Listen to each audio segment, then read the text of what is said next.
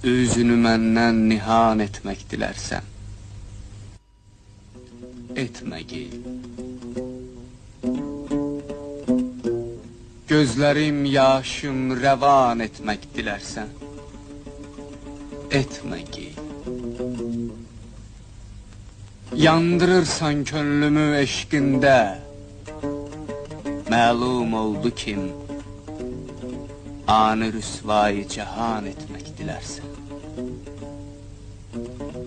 etmə gil.